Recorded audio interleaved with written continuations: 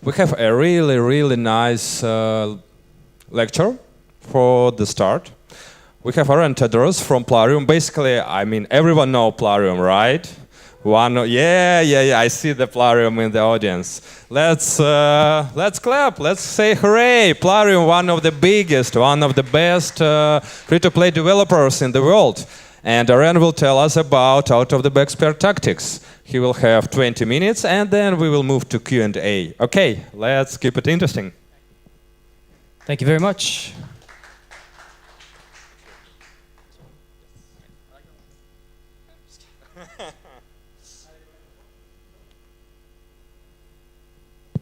That works, excellent. Hi everyone, thank you very much for joining me. I hope you all had a pleasant lunch. So, as he introduced, my name is Oren Todoros, and I'm the PR specialist for our mobile games at Plarium. The talk I'm going to be sharing with you today is called 10 out-of-the-box PR and Marcom tactics. And the goal of this talk is actually to share with you guys some big PR ideas that were executed by some of the brands we all know online and on mobile, as well as share, get you guys to think about the whole industry in a more creative way and to try creative things when it comes to your PR strategies. So let's dive right into it. For those who don't know a little bit about Plarium, just to share a few words, Plarium is ranked among the world's leading developers of hardcore strategy titles, specifically for mobile and social. Globally, we're about 1,000 employees spread across the US and Europe. We're now over, like I said, 1,000 employees, 150 million registered users, and growing. We're also presenting on the show floor here, so if you haven't had a chance, please do visit our booth. We'd love to get to know you. We're also hiring, so do visit. So a question I get asked a lot is, what exactly is PR and Marcom, and how does it fit into the whole world of online gaming or mobile gaming? So to keep it as brief as possible for the sake of time, think of it this way. PR's role is really to maintain your company's reputation, whether it's internally or externally with journalists, media, partners, or anybody else that you might be doing business with, especially with your gamers. On the other side, when you think about Marcom, Marcom's role is really the marketing, communication, messaging that you put out, the way that you communicate with your audience, whether it's, again, internally or externally. So that may be your messaging, the brand story, or how you hire new people, or how you reach out to journalists. So the messaging or the communication information that you put out is the Marcom side. So how is this put into effect? At a very high level, the way that we try to work is we try to keep everything on a sort of a tactical plan. So this, again, just to keep things very short, we try to identify our main audience. So whether we're trying to reach out to gamers, which is the core audience, or we're trying to reach out to journalists, first it's all about identifying who we want to reach out to. Then we align our PR strategies. So what exactly do we want to tell them? What information do we want to share out there? We execute on these ideas and report back in terms of what worked, what hasn't worked, and how can we improve this process. So if you have any questions about how to really set up a PR plan, I'll be happy to talk to you guys after this talk. We'll have, I think, a few minutes for a Q&A session. All right, so before we really dive into the 10 tips I'll be sharing with you guys, I want to show 3 examples of brands that have affected or actually executed on big PR strategies. Some of them have gotten it right, while others, well, not so much. We're going to take a look at these examples. So the first example I'll be sharing with you guys is one of the most ambitious launches of 2015. King's Candy Crush Soda launched in 2015, and their goal with their main launch was really to celebrate the launch of Candy Crush and to increase exposure for their brand on a wide level. So to do this, they painted, in the UK, they painted the River Thames light shade of Candy Crush Soda purple, which was very, very fun for them to do. They also worked with the London Orchestra, which played the Candy Crush theme music. And of course, they leveraged all this throughout their social presences. So they used existing content that they already had while building up on their brand story.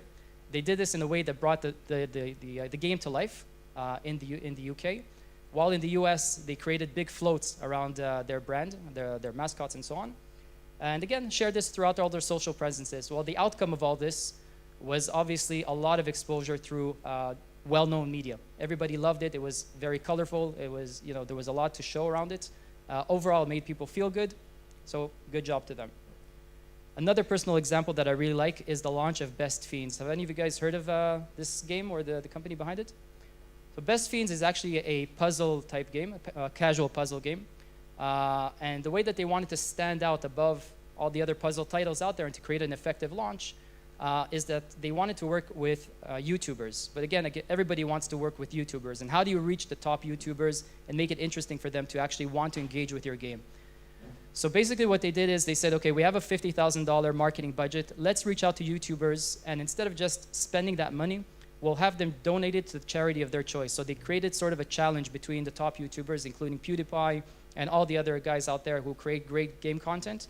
They made them challenge each other. The winner of the challenge would then have the right to donate that $50,000 prize to the charity of their choice. Again, made people feel good. It got exposure for their game. It got a lot of people viewing the videos around it. And they actually created a follow-up video challenge based around this. So it's not just going out to working with YouTubers. It's about finding the best way to do it in the way that makes people actually feel good and want to engage with your game. Now, on the flip side of all this, obviously, there's always going to be one, that's not so great. So what EA did for the launch of their game, Dante's Inferno, well, first of all, the challenge was called Sin to Win, so you already know that there was a problem there somewhere. What they wanted to do is to have people walk around the event, taking pictures with booth babes and posting them on Twitter. Somebody's bright idea, I guess. Well, the outcome of all this was bad publicity. They had a backlash of journalists where they thought it was pretty sexist, which I agree. It objectified women, and the worst of all is that they got their own personal hashtag called EAFail, which you know you've done something wrong when you get your own hashtag. All right, so why is PR really important when it comes to games? Well, first of all, content creation is constantly changing. The way people are creating content is changing. The way people consume content is constantly changing. And you want to make sure that your story stays out above the rest. You want to make sure that your story is actually heard. So, if you think back a few short months or years ago, having a good press release, pitching it out to a journalist would sometimes get you some good coverage. Today, that's not necessarily the case. Everybody's pitching out their journalists at this point. So you have to really think about how can your story stay above the rest, whether it's through written word, sounds, images, and of course, VR content, which is now slowly on the rise. We're just getting started on that. But if you think forward on how content is going to be supplied or sent out to consumers, VR, in my opinion, is definitely one of the ways that it's going to happen. People's time is constantly, it's a very, very tight resource. People don't have a lot of time to waste. Same thing goes for journalists. Same thing goes for your players. If you're not getting to them on a level that's highly engaging, or at least on their terms, you're missing out on a big opportunity. So, having your PR strategy right is extremely important. In my personal opinion, the thing that makes it the most important is going back to sheer amount of pitches that journalists get. So if you think about it, journalists receive, the top journalists in fact, receive between 50 to 100 PR pitches per day. There's no way that anybody can actually manage all that. There's no way anybody can read all of this. So, just think of a PR pitch would probably not be the best idea. It's probably good to have it as part of your mix, but it's not, the definite route to go. So what I'm going to talk about specifically with my tips is we're going to touch on three main topics. We're going to talk about earned media, owned media, and shared media. These are the media channels that you have control over. I'm going to put aside the whole paid media at this point. I think you guys, know well about it. There was a lot of sessions about it. Extremely important as part of the marketing mix. What I focus on specifically is the media that I have more control over without necessarily investing a high budget. So let's dive right into it. Number one, leveraging visual content. I'm curious to hear how many of you guys have actually worked with YouTubers or have tried to reach out to the YouTube community or Twitch. Anybody in this room? All right, so few. In my opinion, that is, gold. If you are able to reach out to these guys and know what type of games they like to play, doing the research, figuring out what games they cover, what games get them interested, you are well on your way to receiving a lot of coverage at a fairly low cost. But again, it really comes down to the type of games. Obviously, casual games do very well when it comes to YouTube or visual content. Just to put some numbers behind this, we're expected to see 790 million viewers based around game-related content by 2017. So it's an extremely fast-growing channel.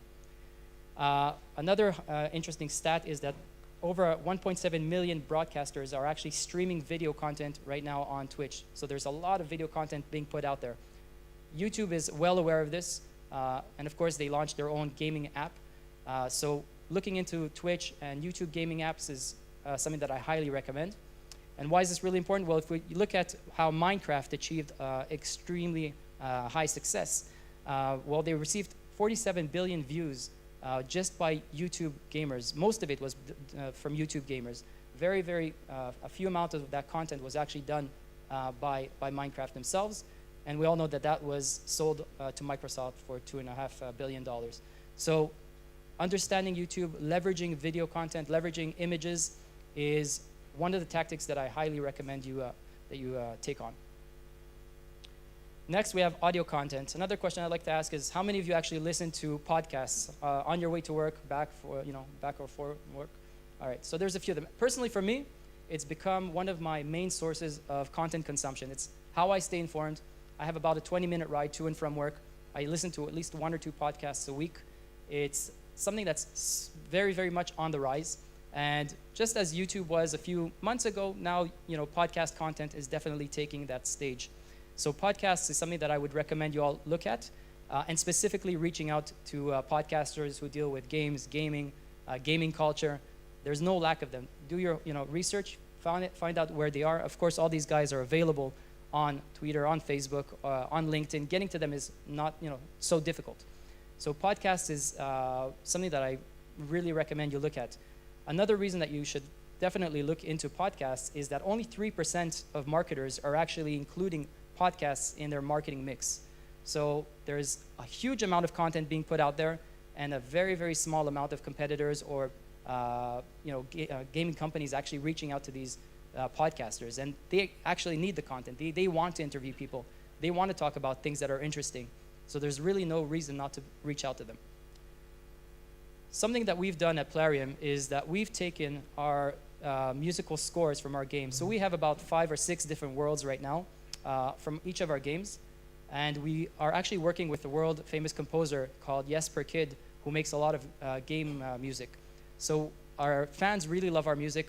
It's something that we invest heavily in. We've taken the best songs, we've created an album around that, and we've promoted it as a standalone album. So that is another marketing channel that we're actually using. It's not creating new content, it's taking stuff that already exists and putting it in the forefront. So amplify your social reach. I think by now everybody knows the importance of being on social. Everybody knows that you need your social presence. You need to be on Facebook, on LinkedIn, on Twitter, on YouTube, and so on. But the thing that really surprises me is that people don't really take the time to figure out how to do it right. And one of the basic things that people should be doing is finding out what the top hashtags are in the network that you're using. So if you're on Twitter, figure out what people are actually talking about. What hashtags are they using? Figure out who they're talking to and what they're talking about. It takes a little bit more time, but once you figure that out and you engage with that community and you use the hashtags, it makes a world of difference. So take that time to figure it out. Personally, some of the lesser known channels that I really, really like, and I think this is where a lot of people are discovering games, journalists included, are on Reddit, or Reddit sub-channels. So I don't know how many of you guys are actually on Reddit, but trust me, if you're there and you're active in that community, you are going to make the news quicker than you can actually send out a press release. If you're on there and people are talking about your game, engaging with it, whether it's in a good or bad way, that's somewhere that people are picking up on. Journalists are on Reddit sometimes much quicker than they are on checking their email. Product hunt is also something that's on the rise. It's very good for products, but right now they're testing out games. So stay in that loop and check out Product Hunt for games. And of course, diving into analytics. It's still very surprising that a lot of people are using social network, or brands are using it, but very few are taking the time to dive into the analytics behind it, to figure out what content are your players actually engaging with, whether it's video or images or sounds. What are your top posts? Why did they work? What times did they work? Dive into that content. Again, it might take a little bit more time to get it, to figure it out and to get it right, but it's just as you would do for your user acquisition or any other type of marketing channel. Diving into the analytics for social is a must. One of my favorite tools, not so well known, but it's highly important is right tag. And since I talked earlier about hashtags, if you're looking for hashtags within your game's niche, dive into right tag, figure out the services that they use. They actually give you a lot of information, such as what tags you should be using, recommended tags, what are the best times to actually post on, and tons of other recommendations. So this is just a quick tip, righttag.com, one of my favorite go-to services. So this is actually a fun slide. Utilize online services. Obviously, there's a lot of online services online that help you outsource some of your work. So something that we've done is between game launches, we want to make sure that we maintain a relationship with our journalists. And we want to supply them something with something that they might like and enjoy and take away. So we actually reached out to top journalists and we created caricature arts based on their user profiles on different social networks. So again, we didn't want to, we didn't have anything to promote or push towards them. We just wanted to say thank you, and so we created these cool personas based on their user profiles. Some of them really, really loved it and it allowed us to share it with our fans.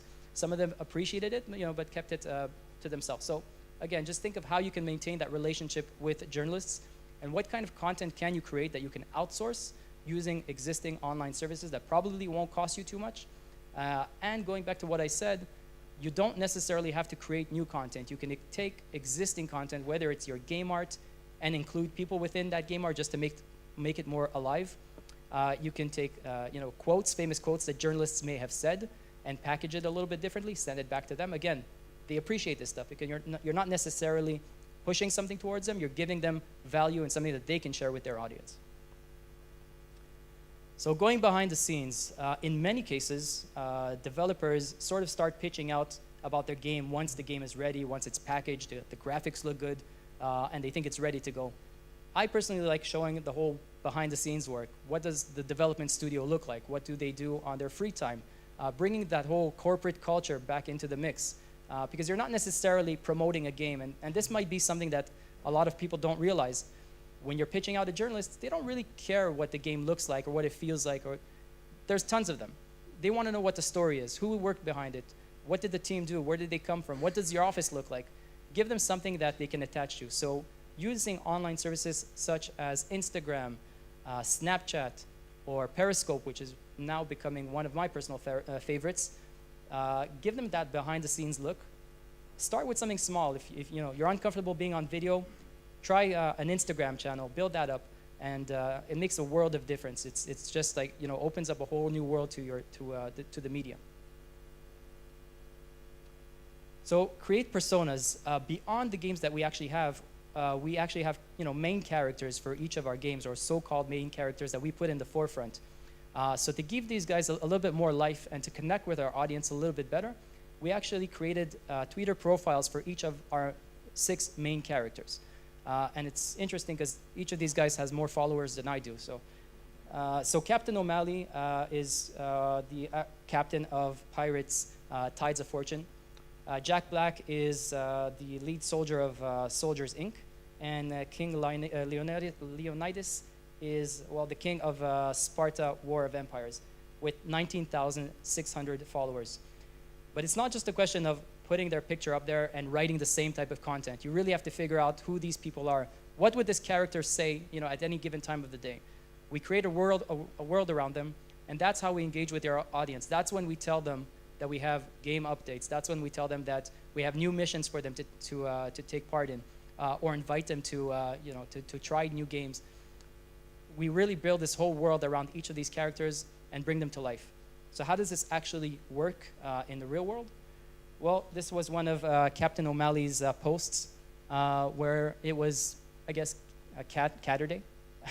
And she invited the players' pets to take part in the challenges. So we try to keep it fun, we try to keep it light, and always think of what is the user voice, or what is the voice of this persona? Who are they? Where did they come from? What's their backstory? And for the users especially, this makes a big difference because they really engage with these people on that personal level. They connect with them as if this was a real character. So targeted events. Obviously, we're all at this event today. It's a big event. There's a lot of huge events. But budgets don't always permit being at the big events, especially for indie developers. So something that I really suggest is looking into targeted events. They might not even be gaming related. If you have a car game, check out the local car shows within your area. If you have a fantasy type game, why not go to Dragon Con? Again, not gaming related, but highly related to your audience. Geek Girl Con is another personal favorite of mine. Obviously, there's no lack of fantastic women in this industry, developers, designers, talented people. Figure out if that event fits your audience and try to engage with them there. Go talk at these events. You'll meet media. There's a lot of specific media within each of these targeted events. So go there, check them out, and engage with them. Beyond that, how should you actually leverage these events or make the most of it? Well, first of them, invite your fans to demo at these events. If you do have some core fans that are in that area, invite them over, bring them to the event, have them demo your game. Sometimes the fans can present your game better than you will. So get them to demo at your events. Invite them to visit your offices. This is something that is actually done a lot with YouTubers, especially in North America. The top YouTubers are invited to visit the offices, to create videos within the office, to play the games. And again, they're creating a lot of content and a lot of exposure for that brand within the actual office space. Send them personalized giveaways. Going back to what I said earlier, try to create giveaways. It could be physical, it could be virtual, images. Create giveaways, send them over to your core fans. And those are some of the takeaways they should be leveraging when it comes to targeted events. Create an event. So if you can't really find an event that fits your niche or something specific to what you want to do, figure out if you can create an event around your game or your brand. Try to connect with other brands that are similar to yours and to make something a little bit more impactful. There's nothing that gamers really love more than connecting with other gamers. It doesn't have to be a big elaborate event like the BlizzCon events. You can create something local. You can definitely try to put something together using Meetup or Facebook events. Doesn't have to be huge, but it is something that helps you create more content that you can then leverage through your social presences. So here's an example of something that we try to do with each of our game launches, starting with Stormfall, which we launched a few months ago. We always try to create a real physical connection with our game. So when we launch a game, sending out a press release definitely, in most cases isn't enough, or it's not that impactful at this point. So we try to create a real physical product. We try to find something that we can actually send journalists, the media, our top gamers, that they can hold, that's tangible, and that creates that real connection between them and our games. So for Stormfall, we ordered this big chalice, and we had a handwritten scroll in there that fit the game's theme. We sent these out specifically to journalists and media that we wanted to connect with. A lot of them replied back that they really enjoyed it. They were actually taking turns reading out the scroll as if they were from the land of Stormfall, and it was definitely a big connection to them. And obviously they're not going to share it on their blogs or their sites, but for them, when they receive something that's tangible from you guys, that connects to that world of gaming, that is something that helps you stand out above the rest. There's no doubt about it. Number 10, syndicate your content. So something that we thought about at Plarium, when I joined, at least we were thinking about, okay, should we create a blog? Should we create content and put it out there? But when you really think about it, why would any reader really come to your site's blog? It's not like, it's journalistic news. It's not like cutting edge information. But at the same time, that content is important. So one of the strategies that we like to think about is how can we create content and, not my fault, how can we create content that is engaging, that people will want to read, but not necessarily have to come to our site to get it? So we create guest posts, a lot of guest post content that delivers value to our journalists, to the media, that they'll want to read, they'll want to come back to. Plus, you're connecting with your audience, so they're discovering your game. And another marketing channel or another PR channel that you should be utilizing is content syndication. So read up about it, take a look. This is going to make a big, big difference for you guys. When you see those related or posts you might like, well, that's content syndication. And you're getting a lot of exposure for your brand, for your games that way. And you don't necessarily have to get them to come back to your website. So if you're creating good content, think about offering them as guest posts or syndicating your content. Tons of exposure at a very, very minimal effort. Oh. All right, so a few quick takeaways. First of all, like I said earlier, leverage video to deliver your brand story. This could be video around your game, images. It's amazing the effect that video has on Facebook, and this is something that I've been realizing fairly recently. Video is much more engaging on Facebook specifically than images, so experiment with that. Look at some of the top hashtags that are available, such as Screenshot Saturday, Gaming News, or hashtag Gameplay. These are some of the top tags being used on Twitter. Interestingly enough, a lot of brands are now putting hashtags within the title of their press releases. So you might want to put hashtag new game, blah, blah, blah, whatever. So hashtags within titles of press releases, which you probably wouldn't have thought of, works very, very well. Don't overlook podcasts or music. These are huge channels with very limited competitors. Get on there, try to leverage the music around your games. Figure out on YouTube, if you've already posted a video, are people talking about the soundtrack of your game? This is something that we kind of realized recently. We posted a teaser for one of our new games, and people were asking about the sound behind it. Who's the composer? Where can they find the music? So people were talking more about the music than the actual, the images. So obviously, sound is a big way to go. Find or create the right event. So leverage Meetup, Facebook events. Figure out if there's local events in your area where there's going to be journalists or media that are going to cover that event.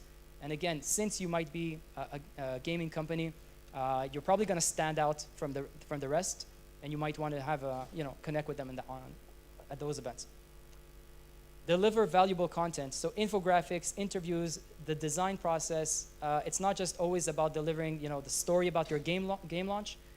Sometimes the fact that a game didn't work is also a good news story. So putting it out there, this is what we learned from our past failure. Obviously you could think of stuff that's already out there and how you can leverage that. Last but not least, track everything. So there's really no reason not to track your analytics, your success, who's reading your articles, what journalists have picked up on them, what media channels have they been on, figure out what content is working, and try to build up from there, optimize that process. That was me. Thank you very much.